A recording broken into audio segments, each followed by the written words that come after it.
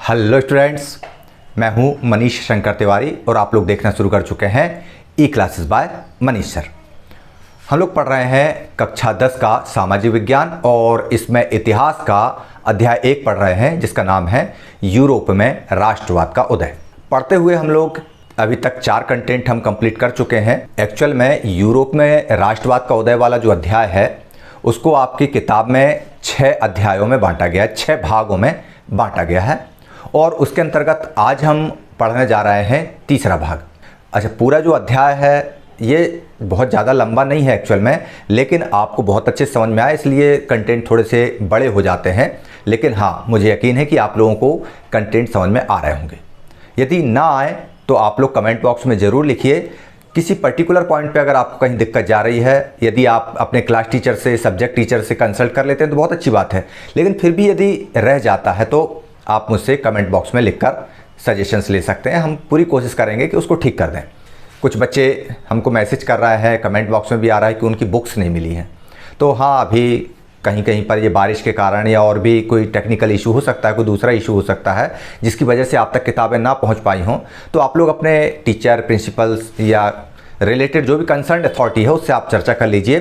फिर भी आपको दिक्कत जाती है तो आप लोग एक काम करिए, इनकी जो PDF कॉपी है वो डाउनलोड कर लीजिए। NCERT का पाठ्यक्रम मध्य प्रदेश बोर्ड के लिए लागू हो गया है, इसलिए ज़्यादा कंफ्यूज होने की ज़रूरत नहीं है। आप उसको डाउनलोड कर लीजिए और देखिए। हाँ, एक विशेष बात क्या हुआ, अभी लगातार आप लोगों के साथ ये इलेक्ट्रॉनिक मीडिया मतलब मोबाइल और कंप्यूटर के माध्यम से रूबरू होते हुए मेरे को एक प्रॉब्लम आ रही थी आँख में। तो मैंने अपने आँख के डॉक्टर से कंसल्ट कराया तो उन्होंने बताया कि लगातार जब आप स्क्रीन पर देखते हैं मोबाइल या लैपटॉप के तो उससे होता क्या है कि यदि आप पलक नहीं झपकते हैं तो ड्राई आई सिंड्रोम की शिकायत हो जाती है। तो आप लोगों को मेरा ये सजेशन रहेगा कि जब भी आप मोबाइल पर देखें तो 20-20-20 का फार्मूला इस्तेमाल करें। मतलब 20 मिनट तक आप अपनी स्क्रीन पर अगर देख रहे हैं तो आप 20 सेकंड के लिए अपनी स्क्रीन से नज़रें हटाकर किसी दूसरी जगह पर, किसी पेड़ पर, किसी फूल पर, किसी अन्य ऑब्जेक्ट पर जमा लीजिए और पलकों को झपकाइए। और पूरी ये कोशिश कीजिए कि जब भी आप स्क्रीन पर देख रहे हैं आपकी पलकें ज़्यादा टाइम पर ब्लिंक करें। होता क्या है कि जब हम लोग स्क्रीन पर देखते हैं ना तो हमारी आंखें ब्लिंक करना कम कर देती, पलकें झपकना कम हो जाती हैं और इसी वजह से ड्राई आई सिंड्रोम की शिकायत होने लगती है। तो इस बात का आप ध्यान रखेंगे। चलिए ठीक है, ये एक हेल्थ इशू है हमारा और जिसको आपको भी ध्यान रखना चाहिए। अब हम बात करते हैं हमारे इस कंटेंट की। अभी तक हमने पढ़ चुके हैं पिछले अध्यायों में, विशेषकर पिछले अध्याय में क्रांतियों का युग आरंभ किया था और क्रांतियों के युग का फर्स्ट पार्ट देखा था। आज हम क्रांतियों के युग का सेकंड पार्ट देखेंगे, लेकिन उसके पहले एक बार फिर से हम रिवाइज कर लें कि अभी तक हम क्या पढ़ चुके हैं। एक्चुअल में क्या है, जैसे जैसे हम आगे बढ़ते हैं तो पुराना हमको रिवाइज करते हुए चलना पड़ेगा, नहीं तो हमारे सर जी क्या बोलते हैं, आगे आगे पाठ और पीछे पीछे सपाट। ये बिल्कुल नहीं होना चाहिए। इसीलिए एक जैसे ट्रेन का डिब्बा होता है ना, इंजन लगा, इंजन के पीछे डिब्बा, डिब्बे के पीछे डिब्बा, डिब्बा के पीछे डिब्बा, इसी तरह से आपको अपने सिलेबस को लेके चलना है। आपका नया डिब्बा जुड़ जाएगा, लेकिन इंजन में नया डिब्बा जब जुड़ेगा तो इंजन के साथ पिछला डिब्बा जो नया जुड़ा है वो भी आगे बढ़ते रहना चाहिए। ऐसा नहीं कि ये डिब्बा छूट जाए। मतलब पूरी चीज़ें, एक घटनाएं, प्रतिक्रियाएं जो भी है एक दूसरे से लिंक करके चलो। आपको ये पता होना चाहिए कि आपके सिलेबस में क्या क्या है। पहली चीज़ तो ये बहुत ज़रूरी है कि आपको आपका सिलेबस पता होना बहुत आवश्यक है कि आपको क्या क्या पढ़ना है और फिर क्या क्या पढ़ना है के बाद कैसे पढ़ना है।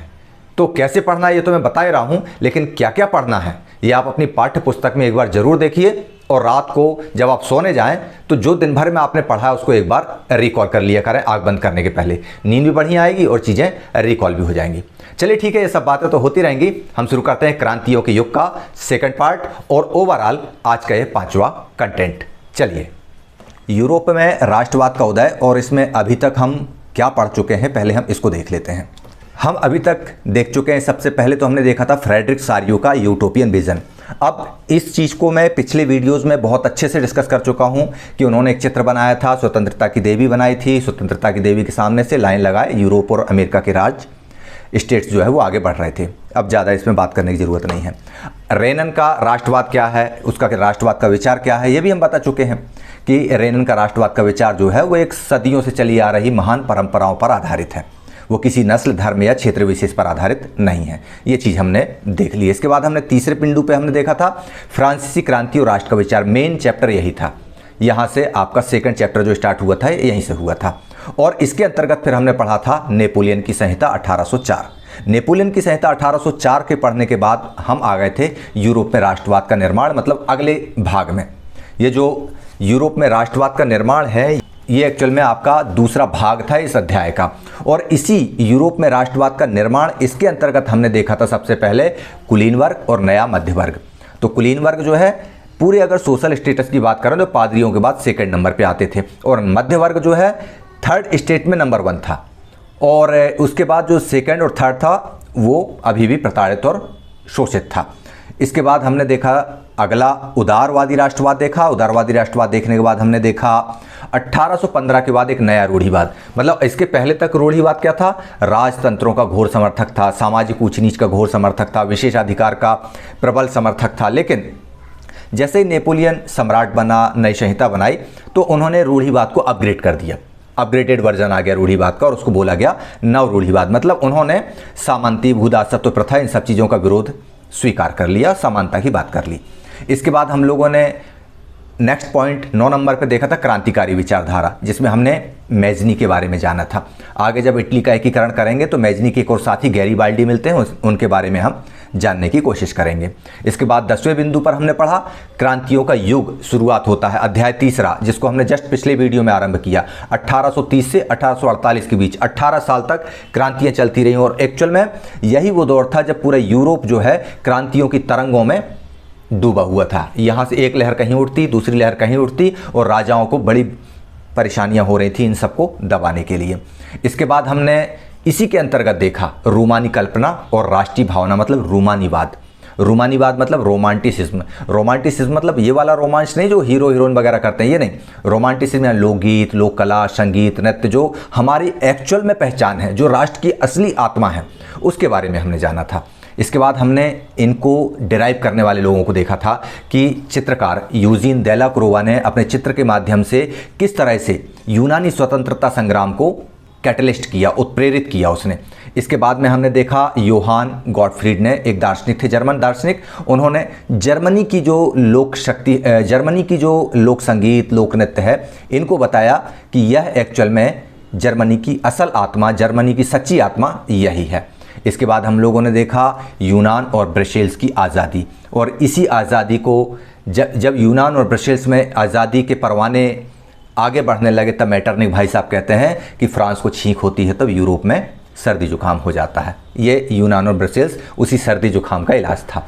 इसके बाद हमने देखा था पोलैंड का रूमानीवाद। मतलब इस जो रूमानीवाद या जो रूमानीवाद से जो राष्ट्रीय भावना की संचार हुआ था, राष्ट्रीय भावना जो उसकी चेतना जागृत हुई थी, उस रूमानीवाद का असर पोलैंड में हुआ था। पोलैंड में संगीत और भाषा के माध्यम से अपने आप को स्थापित किया था। क्यों किया था? क्योंकि पोलैंड की अपनी खुद की स्वतंत्र पहचान समाप्त हो गई थी। थोड़ा रूस ले लिया था, प्रशा ले लिया था, ऑस्ट्रेलिया ले लिया था, पराठे की तरह बांट के खा गए थे उसको। और जब उसको खा गए थे तो, लेकिन पोलैंड के लोग तो पोलैंड के कहलाएंगे ना, भले वो रूस के अंडर में हो जाए, प्रशा के हो जाए, या किसी के भी अंडर में हो जाए, एक्चुअल में निवासी तो पोलैंड के होंगे, भाषा पोलिश ही होगी। तो बस उन्होंने अपनी उस आत्मा को जिंदा रखा और रूस जैसी महाशक्ति के खिलाफ में संघर्ष करने के लिए तैयार हो गए। ये सारी चीज़ें हम देख चुके हैं, और ये सारी चीज़ें हमने कहाँ देखी? ये सारी चीज़ें देखी हमने ई क्लासेस बाय मनीष सर पर। अब आज हम क्या पढ़ने जा रहे हैं? आज हम ये पढ़ने जा रहे हैं क्रांतियों के युग के अंतर्गत दूसरा भाग। दूसरे भाग में हम पढ़ेंगे भूख, कठिनाइयाँ और जनद्रोह। इसके बाद हम पढ़ेंगे 1848 की उदारवादियों की क्रांति। अच्छा, ये जो भूख, कठिनाइयाँ और जनद्रोह है, ये हम पहली बार नहीं पढ़ रहे हैं।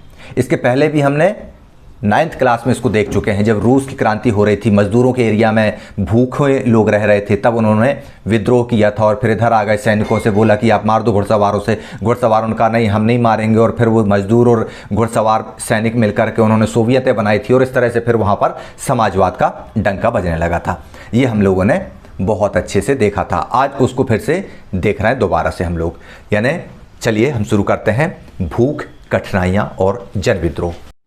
भूख, कठिनाइयाँ और जन विद्रोह, ये एक टाइटल अपने आप में सब कुछ कह देता है। मतलब जब महंगाई बढ़ती है देश में समस्याएं बढ़ती हैं, तब लोगों के आपा खोने लगते हैं, और जब लोगों का आपा खो जाता है तो वे विद्रोह के लिए तैयार हो जाते हैं।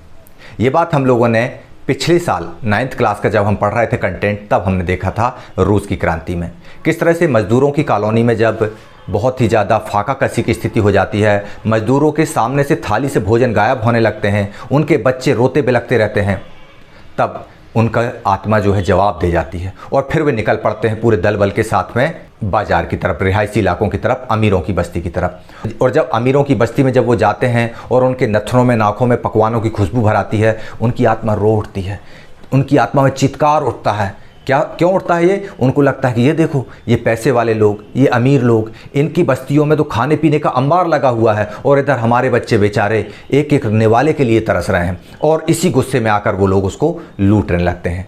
और लूटने लगते हैं तो राजा सेना बुला लेता है, सेना बुला लेता है, सेना बोल देती है नहीं, हम ये हमारे लोग हैं, ये हमारे साथी, इन पर हम हाथ नहीं उठाएंगे। और सोवियतों का गठन होने लगता है। बस ऐसी ही कुछ प्रक्रिया यहाँ पर भी चालू हो रही है। लेकिन यहाँ पर अब थोड़ा सा माहौल बदल गया है। कैसे माहौल बदल गया है, क्या हो रहा है, ये सारी चीज़ें आपको यहाँ पर आज समझ में आ जाएगी। लेकिन आपको बहुत खुले दिमाग से इस चीज़ को देखना होगी। पिछले जो 9th क्लास में हमने एक पॉइंट छोड़ के आए थे, याद करो आप लोग। 9th क्लास जब हम पढ़ रहे थे, 9th क्लास में फ्रांसीसी क्रांति पढ़ रहे थे, उसमें जब राजा को हटा दिया गया था, वहाँ पर संविधान लागू किया गया था, तो वहाँ पर संविधान लागू करने में अमीर मिडिल क्लास का आदमी ही आगे आया था और अभी भी मजदूरों को और महिलाओं को 2 दर्जे का नागरिक माना गया था। तब एक पत्रकार ने कहा था कि ऐसा नहीं होता भैया, केवल आपने अगर लड़ाई लड़ ली उन लोगों की सहायता से और आपके पास पैसा है तो ये तो पूंजीवाद हो गया, समाजवाद कहाँ रह गया, समानता कहाँ रह गई। मतलब ये अस्थायी चीज़ है। एक बार फिर से लगता है मुझे कि यहाँ पर कुछ होगा, वही कुछ होने का समय आ चुका है। तो चलिए हम उसको समझते हैं भूख, कठिनाइयाँ और जन विद्रोह के माध्यम से। चलिए, 1830 का दशक यूरोप में भारी कठिनाइयाँ लेकर आया। अब यूरोप क्या है ये आपको बताने की बिल्कुल ज़रूरत नहीं है। यूरोप एक महाद्वीप है और 1830 मतलब 1821 से लेकर के 1830 के बीच में यूरोप में बहुत सारी कठिनाइयाँ आने शुरू हो गई। कुछ मानवीकृत कठिनाइयाँ थीं तो कुछ प्राकृतिक कठिनाइयाँ थी, कुछ भगवान ने दी हुई थी। मानवीकृत कठिनाइयाँ मान लो या ईश्वरी देन मान लो, 19वीं सदी के पहले भाग में यूरोप में ज़बरदस्त जनसंख्या वृद्धि हुई। और आपको पता होना चाहिए कि जब जनसंख्या में ज़बरदस्त वृद्धि होती है तब क्या स्थिति बनती है, मतलब संसाधनों पर दबाव बढ़ जाता है। और जब संसाधनों पर दबाव बढ़ जाता है मतलब किसी चीज़ की उपयोग करने वाले लोगों की संख्या बढ़ जाती है और उस चीज़ की संख्या सीमित रहती है। तो यही हुआ, जनसंख्या में वृद्धि के साथ ही वहाँ पर ज़्यादातर देशों में नौकरी ढूंढने वाले बेरोजगार लोगों की संख्या बढ़ गई। बेरोजगारों की संख्या बढ़ गई ये कोई बड़ी बात नहीं थी, लेकिन इससे ज़्यादा खराब स्थिति ये थी कि रोजगारों की संख्या कम थी, रोजगार की उपलब्धता बहुत कम थी। जैसे कि आप चित्र में देख पा रहे हैं, कुल पद 5 और लाइन देख लो कितनी लंबी है। तो ये स्थिति बनी थी और यह स्थिति शहरों में नहीं, गाँव में भी थी। ग्रामीण क्षेत्रों में भी यही सब देखने को आ रहा था। ग्रामीण क्षेत्रों से लोग शहरों की तरफ पलायन करने लगे थे, शहरों पर जन दबाव बढ़ता जा रहा था, गांव से लोग शहरों की तरफ भागने लगे थे। लेकिन शहरों में कोई गांव वालों के रिश्तेदार तो बैठे नहीं थे कि वो पलक पाँव बिछाकर बैठते कि नहीं आओ भाई साहब आपके लिए नौकरी है, आइए और रहिए। हुआ क्या कि जब ये ग्रामीण आबादी शहरों की तरफ पहुंचने लगी तो वो यहाँ पर जाकर स्लम बस्तियों में रहने लगी। स्लम मतलब झुग्गी बस्तियों में, गरीब बस्तियों में जाकर रहने लगे ये लोग। और गरीब बस्तियों में जाकर रहने लगे तो वहाँ पर मच्छर, मक्खी, सफाई की व्यवस्था नहीं होना, इस तरह की तमाम परेशानियों को उनको झेलना पड़ रहा था। तो ये स्थिति मतलब 1830 के दशक में यूरोप में आई। अब आप लोग यहाँ पर एक चीज़ देखिए, ये स्थिति किन के साथ आई, इसको झेलने वाला कौन था? क्या पादरी वर्ग झेल रहा था? नहीं, वो तो प्रथम स्टेट का आदमी था, पहली कैटेगरी का आदमी था। वो तो अभी भी उसके पास इतना धन दावा चिपटा रखा था कि वो तो ये स्थिति झेल ही नहीं सकता था। कुलीन वर्ग अभी भी पावरफुल था, भले पावर कम हो रही थी लेकिन अभी भी पावरफुल था। इसके बाद बचा मध्यम वर्ग। मध्यम वर्ग की तो फैक्ट्रियाँ थी, स्थापित हो गई थी, उस पर काम करने वाले श्रमिक थे, उद्योगपति थे, व्यापारी थे, उनको भी कोई असर नहीं हो रहा था। असली दिक्कत आ रही थी गाँव में काम करने वाले कारीगरों को, जो लोग हथकरघा, कुटीर उद्योग इत्यादि चलाते थे और उनमें छोटी छोटी मजदूरी करते थे। असल समस्या उनको आ रही थी। अब ऐसी परिस्थितियां बनी क्यों? सवाल ये आता है कि ऐसी 1830 में एक तो हमको समझ में आ गई कि जनसंख्या में वृद्धि हुई, जनसंख्या में वृद्धि के कारण बेरोजगारी बढ़ी और इस बेरोजगारी का दबाव गांव में भी पड़ा और गांव के लोग भागकर शहर गए तो शहर जो है जन दबाव का केंद्र बन गया और वहां पर झुग्गियों में जाके लोगों की संख्या बढ़ गई।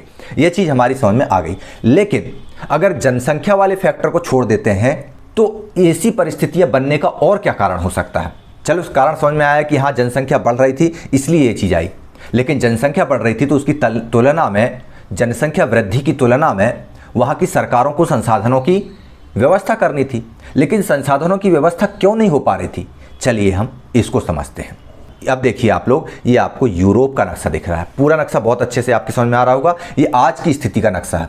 आज से 250 साल पहले नक्शा ऐसा नहीं था, ये भी आप लोग जान चुके हैं और देख चुके हैं। आज की स्थिति में अगर हम बात करें तो ये जो दिख रहा है आपको अलग से भाग, ये वाला भाग आपको ये अलग से दिख रहा है। ये क्या है? ये यूके लिखा है, मतलब ये वाला भाग है इंग्लैंड का। काय का है? ये भाग है इंग्लैंड का, और ये बाकी का पूरा यूरोपीय महाद्वीप है। अब नगरों में क्या हो रहा था कि जो लघु उत्पादक थे उनको अक्सर इंग्लैंड से आयातित मशीनों से बने सस्ते कपड़े से प्रतिस्पर्धा करनी पड़ रही थी।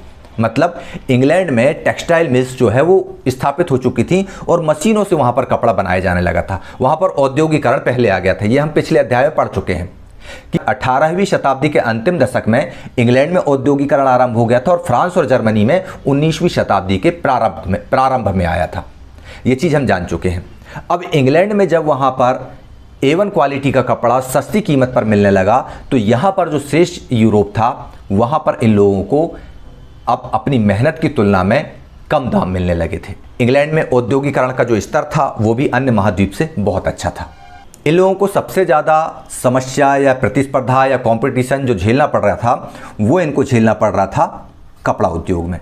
क्यों? क्योंकि कपड़ा जो है ये लोग अपने घरों में बनाया करते थे। इसके पहले ये इस तरह से, ये जो अम्मा दिख रही हैं आपको, इस तरह से हाथ वाली मशीन से, हथकरघा से या चरखा से ये लोग कॉटन लेके आते, वो कपास लेके आते और उससे धागा बनाते। धागा बनाने के बाद उसका ताना बाना तैयार करते। ताना बाना तैयार करके उससे कपड़ा बनता और फिर उस कपड़े से पहनने योग्य वस्त्र बनाए जाते थे। लेकिन अब इंग्लैंड में ऐसी मशीनें आ गई कि आपको सिर्फ वहाँ पर रॉ मटेरियल डालना है और सारी चीज़ें मशीन से हो जाती। तो कम समय में ज़्यादा प्रोडक्शन होने लगा था और ज़्यादा प्रोडक्शन हो रहा था तो वो सस्ता पड़ रहा था, और इस सस्ते कपड़े से ये हाथ करघा वाले, चरखा वाले लोग मुकाबला नहीं कर पा रहे थे क्योंकि ये घर में काम कर पा रहे थे। अच्छा, इन मशीनों की तुलना में घर में काम करने वाले कुछ जो लोग थे जिन्होंने अपनी हैसियत जिनकी थोड़ी ठीक थी कारीगरों की, उनने हालांकि थोड़ी सी आंशिक रूप से अपने आप को अपग्रेड किया, मशीनों को इस्तेमाल करना शुरू कर दिया। लेकिन फिर भी इन मशीनों की तुलना में ये वाली मशीनें अभी भी कमज़ोर थीं।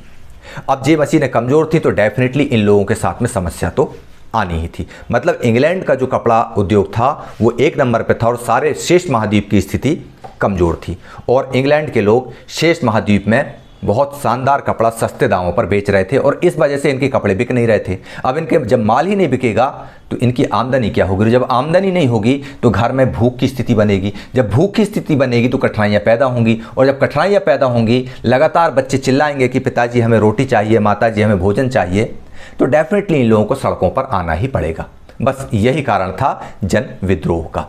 इसके अलावा ये तो हमने ऊपर देख लिया कि मजदूरों, कारीगरों, श्रमिकों की स्थिति देख ली थी वहाँ पर, जो अभी तक परंपरागत तरीके से काम कर रहे थे और मशीनों के आने के बाद में उनकी स्थितियाँ खराब होने लगी थी।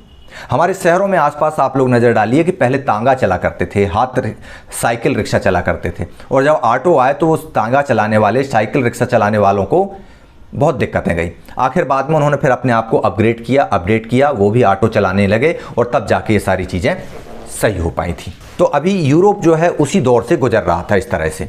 अब किसानों की स्थिति भी वहाँ पर कोई बहुत अच्छी नहीं थी। यूरोप में क्या था, जैसा कि आपको बताया कि नव रूढ़िवाद स्थापित हो गया था, थोड़ी थोड़ी सुविधाएं दी गई थी, लेकिन जो ग्रामीण क्षेत्र थे, अंदर जो गांव के क्षेत्र थे, वहाँ पर अभी भी कुलीन वर्ग सत्ता में था। जहाँ पर भी कुलीन वर्ग सत्ता में था वहाँ की ज़मीन अभी भी उसी के अंडर में थी, और जब ज़मीन उसके अंडर में होगी तो किसानों की स्थिति क्या होगी? किसान वही भूदासत्व प्रथा के लिए मजबूर था, किसान वही कौली बटिया सिक्मी लेने के लिए मजबूर था। और इस वजह से क्या होता था कि खाने और पीने की चीज़ों का जब दाम बढ़ जाता या किसी साल मौसम ख़राब हो जाता तो उसकी वजह से क्या स्थिति बनती? फसल खराब हो जाती, और जब फसल खराब हो जाती तो वो अपने मालिकों को, जिनकी ज़मीनों पर काम कर रहे थे, उनको टैक्स नहीं दे पाते, या थोड़ा बहुत कमाते तो उसको टैक्स के रूप में दे भी देते तो उनके ऊपर कर्ज रह जाता। अब इनकी स्थिति और ज़्यादा खराब हो जाती, मतलब दूबरे और दो अषाढ़ जैसी स्थिति हो जाती। अब ऐसी स्थिति में वो क्या करें?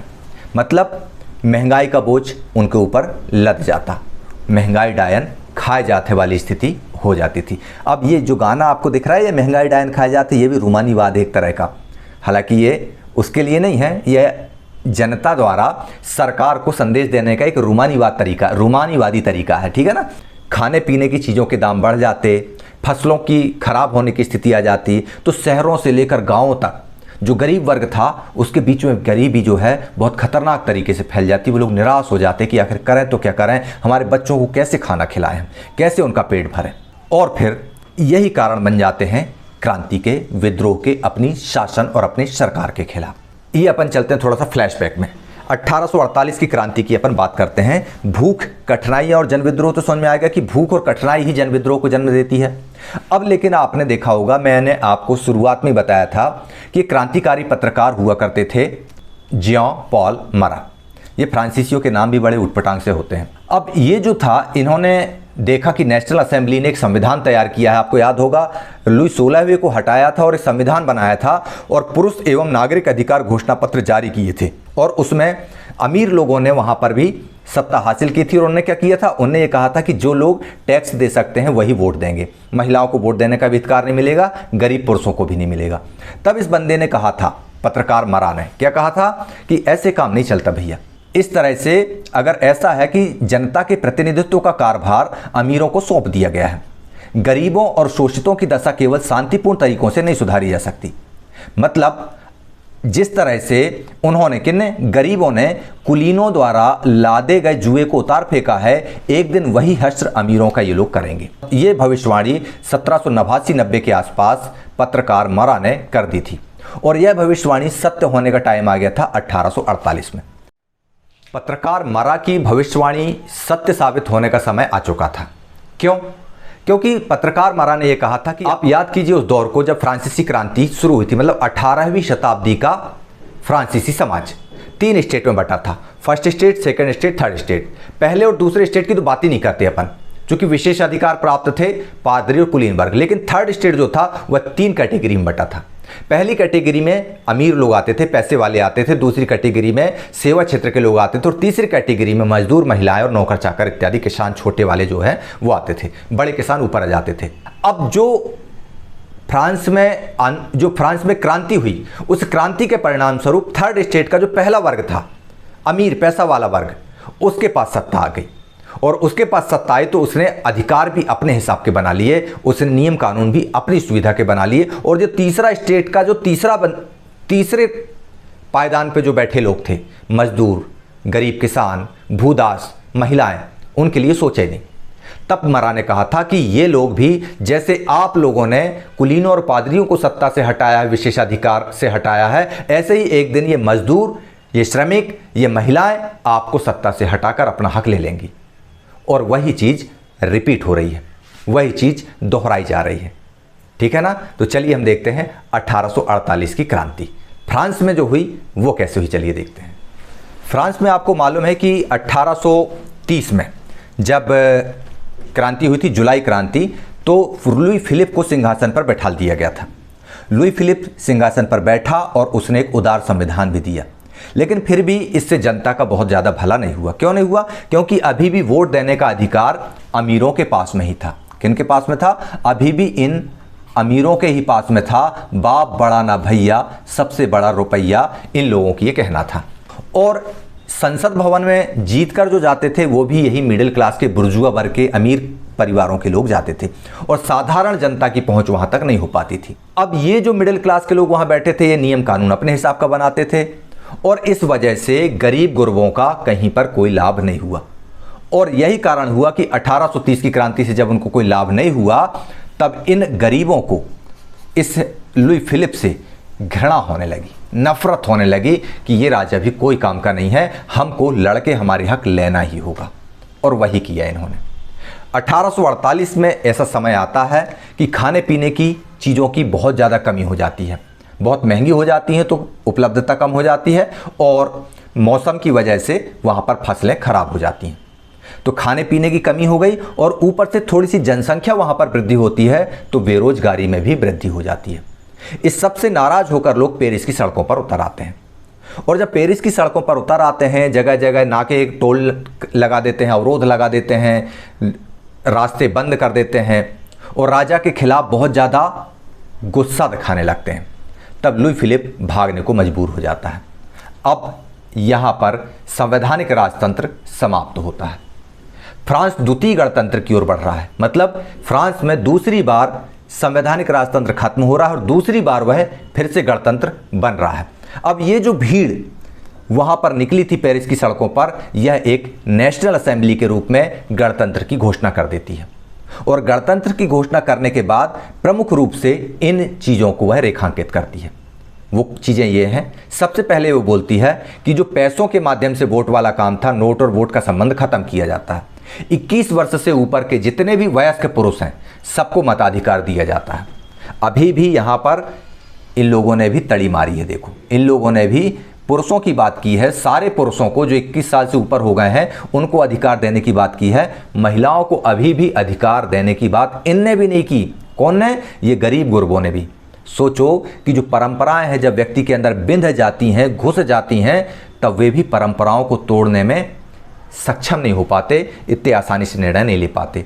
ये परंपरा सदियों से चली आ रही थी कि महिलाओं को पुरुषों के बराबर अधिकार नहीं देना है, चाहे अमीर हो चाहे गरीब हो, चाहे महिलाएं पादरी वर्ग की हों, चाहे महिलाएं कुलीन वर्ग की हों, चाहे गरीब गुरबों की हों, किसी को हक नहीं दिया जाएगा।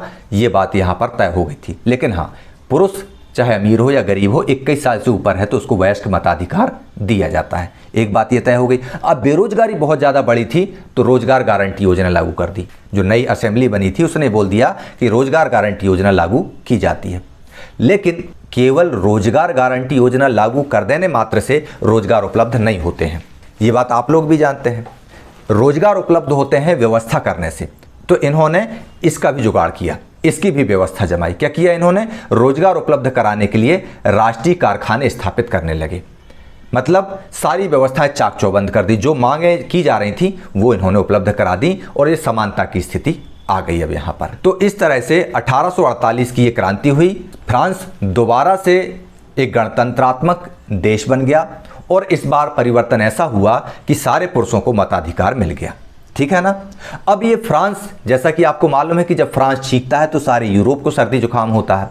तो भैया बाकी यूरोप कैसे शांत रहता? चलिए देखते हैं। पोलैंड के सिसिलियन गांव में भी विद्रोह होता है। कैसा विद्रोह होता है, चलिए हम उसको समझते हैं। एक्चुअल में क्या होता है कि ये पोलैंड है और पोलैंड में सिसिलिया एक प्रांत है। यहाँ पर ये सिसिलिया प्रांत के जो गांव हैं वहाँ पर ये पूरी घटना घटती है। कैसे होती है? 1845 की बात है। वहाँ पर जो बुनकर लोग रहते हैं, बुनकर यानी कपड़े बनाने वाले लोग, ये लोग ठेकेदारों से विद्रोह कर बैठते हैं। अच्छा, विद्रोह क्यों कर बैठते हैं उसका कारण पहले समझ लेते हैं। तो क्या होता है, इन बुनकरों को ठेकेदार कच्चा माल देकर जाता है और इस कच्चे माल के बदले ये बुनकर जो है उनको कपड़े तैयार करके उपलब्ध करा देते हैं। अब जब इनको कपड़े मिल जाते हैं तो अभी तक लेन देन बढ़िया चल रहा था कि जो दाम हम बोल रहे थे वो दाम उन ठेकेदार बुनकरों को उपलब्ध करा रहे थे। अब ठेकेदारों ने इनको पैसा देना कम कर दिया। इसके पहले बुनकर जो भी मांगते थे वो ठेकेदार उतना दाम दे दिया करते थे। लेकिन अब बुनकरों ने देख लिया कि बेरोजगारी बढ़ रही है, तो बुनकरों में भी बेरोजगारी बढ़ी थी, तो मतलब काम करने वाले लोगों की संख्या बढ़ी हुई थी। तो एक काम को करने वाले जब ज़्यादा लोग होते हैं तब क्या होता है, मजदूरी कम हो जाती है, आर्थिक शोषण की स्थिति बढ़ जाती है। बस ठेकेदार इसी का फायदा उठा रहे थे और ये लोग बुनकरों को काम के बदले कम दाम देने लगे। अब इससे जो बुनकर थे उनमें ठेकेदारों के खिलाफ विद्रोह की भावना आ गई और इसी चीज़ को लेकर के एक पत्रकार थे विलियम वोल्फ, जो सेलेशिया के गांव में गए और उन्होंने एक घटना देखी और उस घटना का आंखों देखा हाल उन्होंने सुनाया। चलिए हम देखते हैं आखिर वो घटना क्या घटी थी। सेलेशिया के जो सेलेशियन गांव थे, जहां पर लगभग आबादी 18,000 के आसपास रही होगी, वहां का मुख्य व्यवसाय कपड़ा बनाने का था। मतलब बुनकर का काम करना वहां का मुख्य व्यवसाय था। अब स्थितियां वहां पर बदल रही थी जनसंख्या वृद्धि और बेरोजगारी के कारण। वहां पर श्रमिकों की हालत खराब होती जा रही थी, काम करने वाले लोगों की संख्या बढ़ती जा रही थी, बेताब हुए जा रहे थे कि हमको कहीं से काम मिल जाए, हमको कहीं से काम मिल जाए। और इसका फ़ायदा उठाने के लिए ठेकेदार तैयार बैठे थे ठेकेदार कच्चा माल इनको देते, पक्का माल इनसे लेते और बदले में जहां पर पहले 100 रुपये लेते थे अब ये लोग 50 रुपये 40 रुपये देने लगे।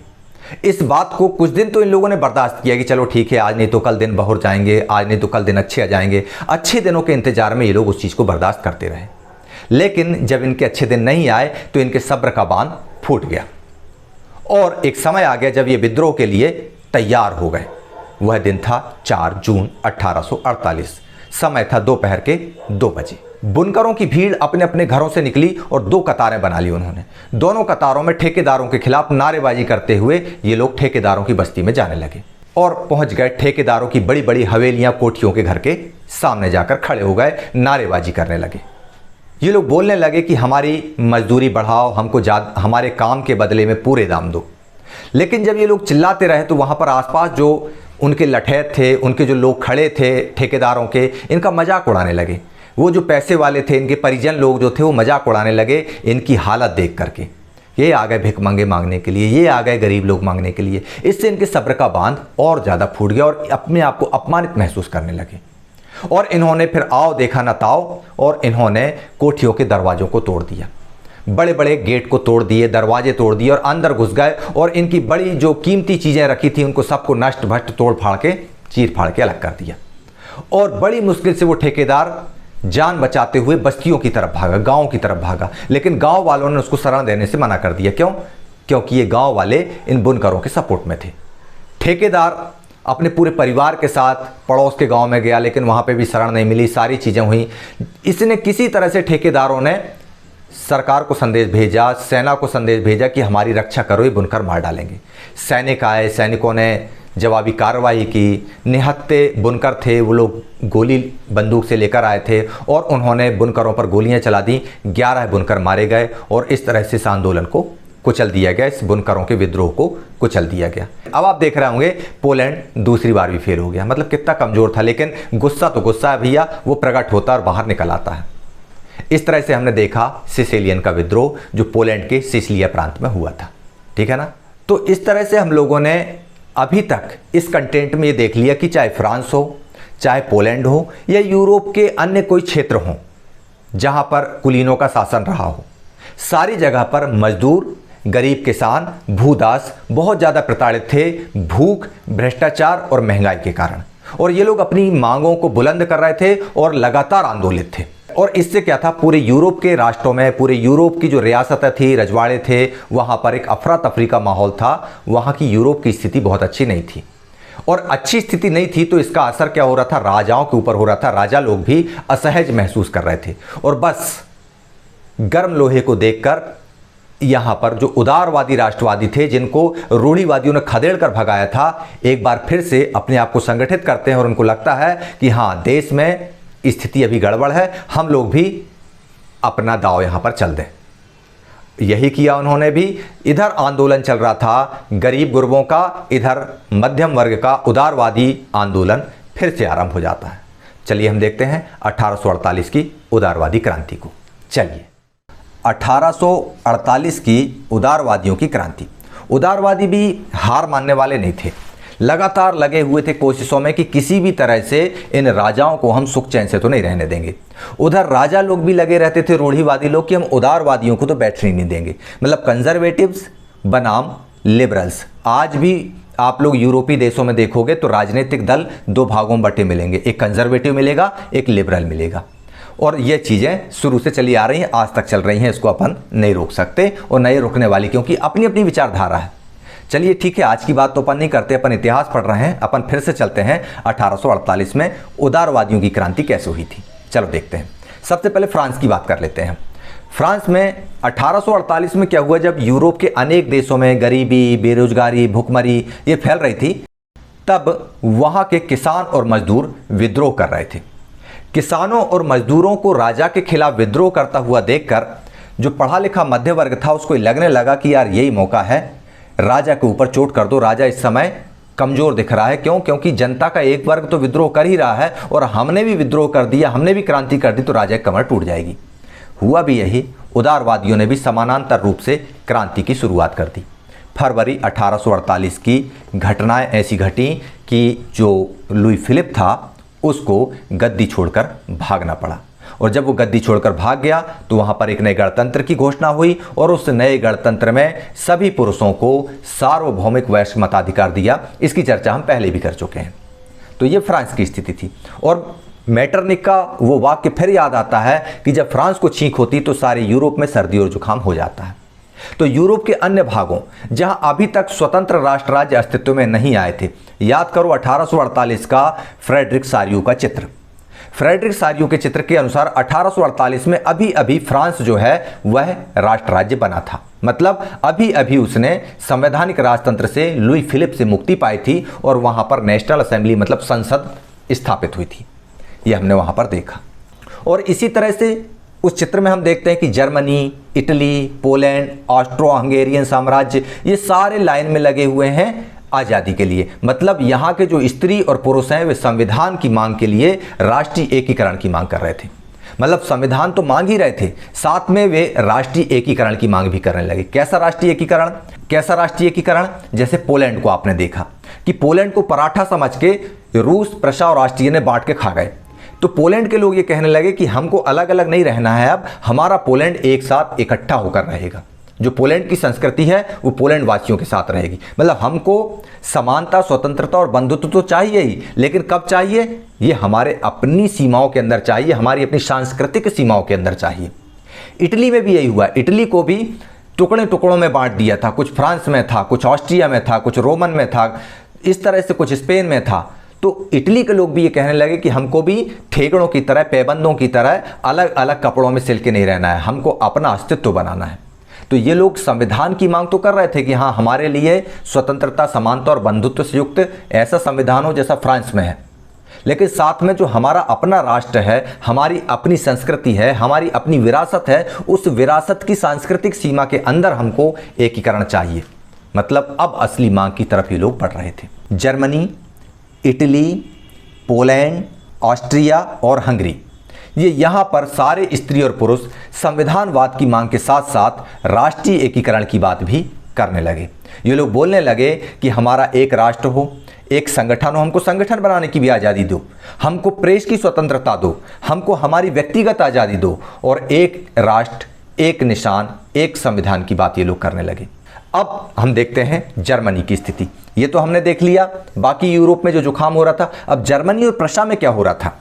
जर्मनी के इलाकों में एक बहुत बड़ी संख्या में राजनीतिक संगठन जो है फ्रैंकफर्ट नाम के शहर में इकट्ठे होते हैं, और उस शहर में इकट्ठे होकर ये लोग निर्णय लेते हैं कि जो हमारा जर्मनी है ये कई टुकड़ों में बटा है, ये पूरा जर्मनी को हम एक नेशनल असेंबली के अंतर्गत लेके आते हैं। इसके लिए हमको एक नेशनल असेंबली का गठन करना पड़ेगा।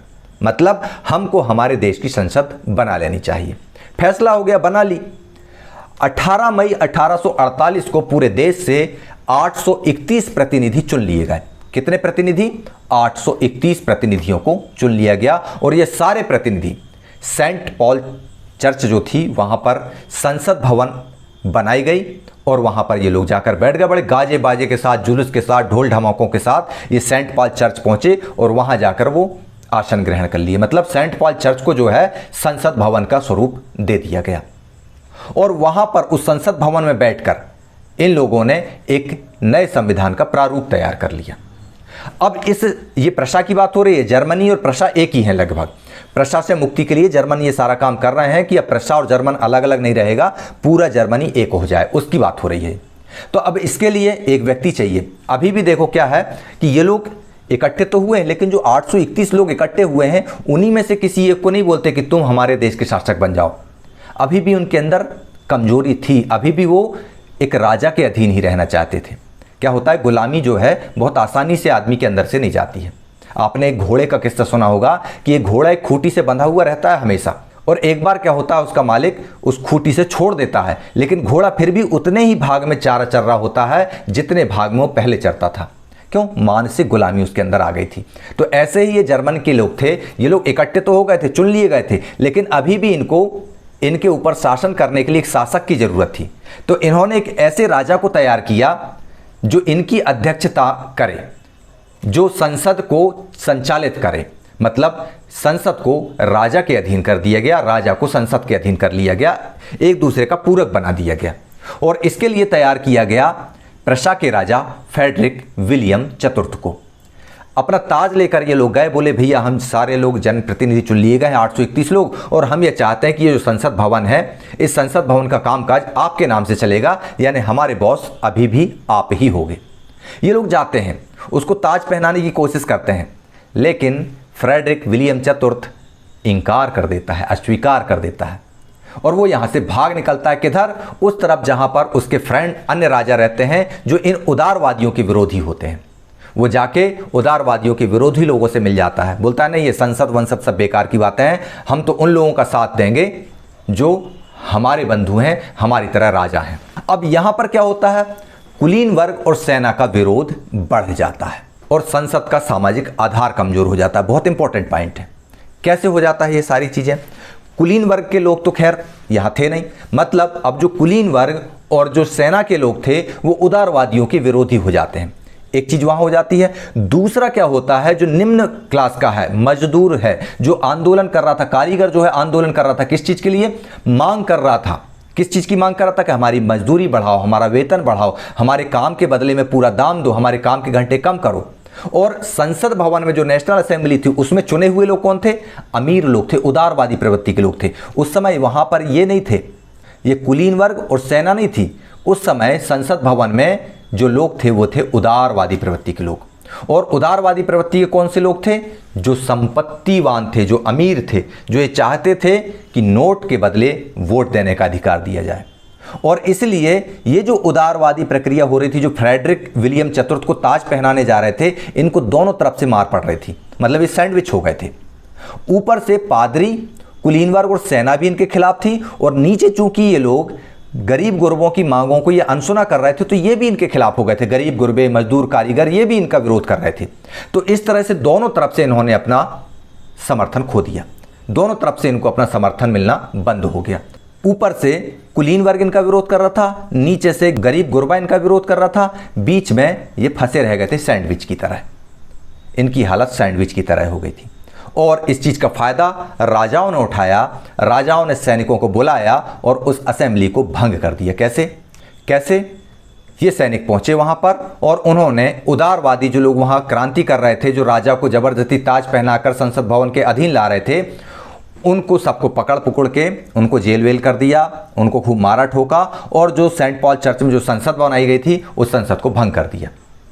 और संसद को भंग करके वापस निरंकुश राजतंत्र मजबूत हो गया। राजा अपनी जगह पर बैठ गया।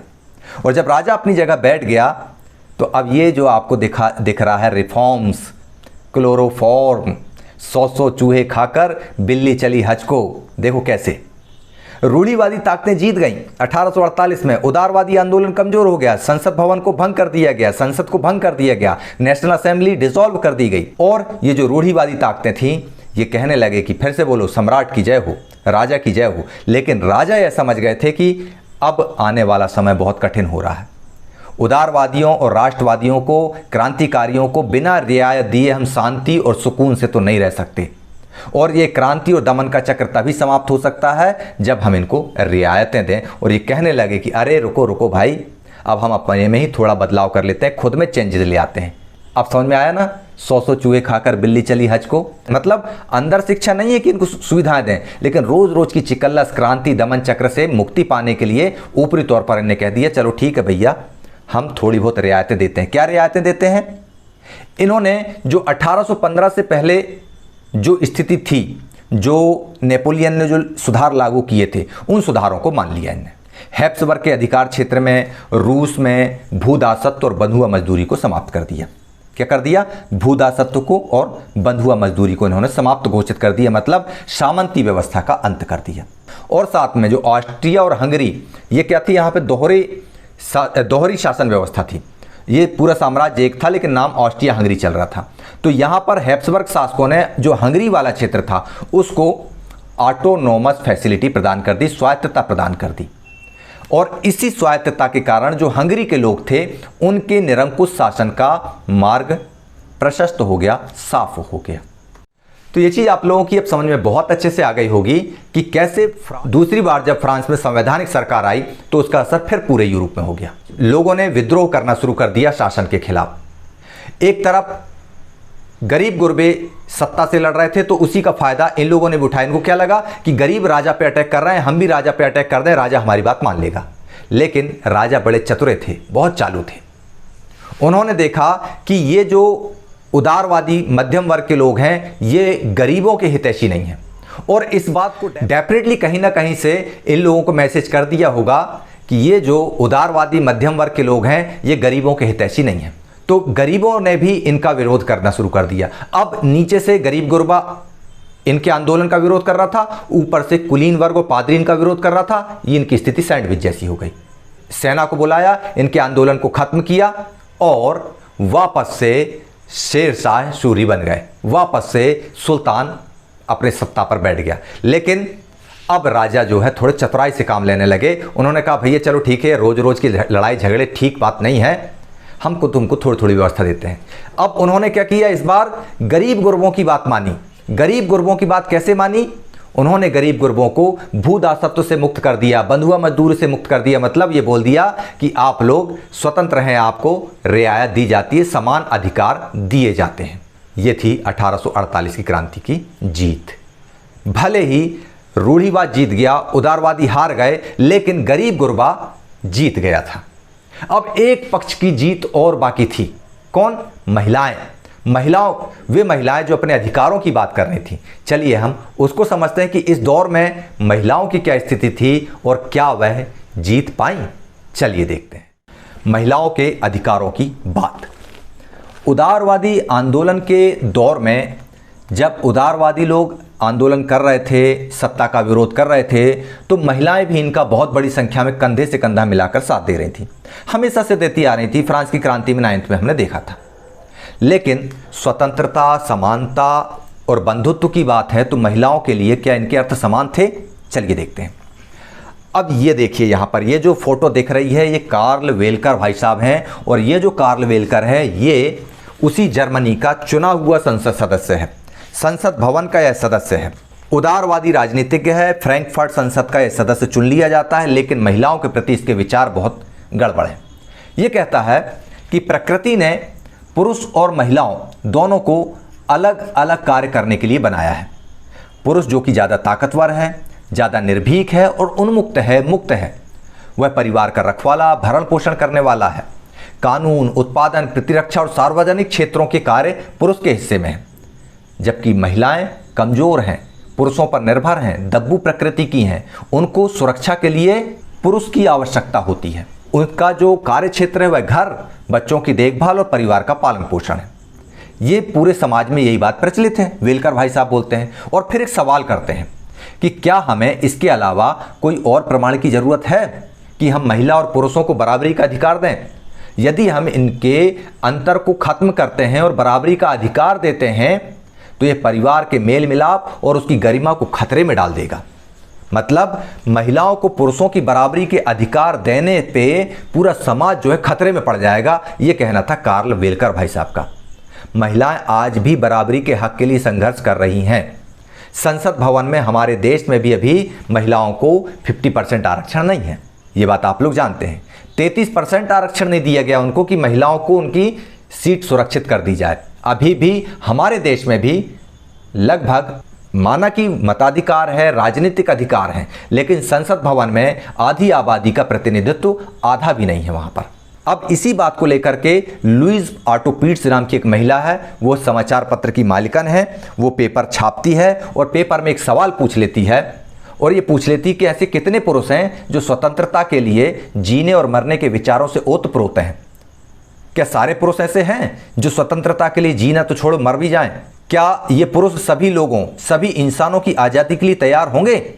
जब उनसे ये प्रश्न पूछा जाएगा तो वे बड़ी आसानी से बोलेंगे हाँ, लेकिन जब इसके लिए प्रयास करते हैं तो वे आधी आबादी के लिए करते हैं, मतलब केवल पुरुषों के लिए करते हैं। तो स्वतंत्रता तो अविभाज्य, मतलब स्वतंत्रता को तो विभाजित किया नहीं जा सकता। स्वतंत्रता तो स्वतंत्रता होती है, जितने स्वतंत्र पुरुष हैं उतनी ही महिलाओं को होना चाहिए।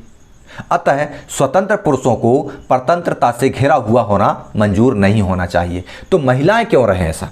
जब यह प्रश्न अखबार में ऑटो पीट्स पूछती हैं, तब एक महिला पाठक, अनाम महिला पाठक, उसका नाम किताब में नहीं दिया गया है, वह क्या कहती है? वह कहती है महिलाओं को राजनीतिक अधिकारों से वंचित रखना बहुत ही बेतुकापूर्ण और अविवेकपूर्ण निर्णय है। उनके पास संपत्ति का अधिकार है, मतलब उस समय तक महिलाओं को संपत्ति का अधिकार मिल गया था, वे उसका इस्तेमाल भी करती हैं, उस संपत्ति की जिम्मेदारी भी उठाती हैं, लेकिन उसका लाभ उनको नहीं मिलता जो लाभ पुरुषों को मिलता है। ऐसा अन्याय क्यों भाई साहब?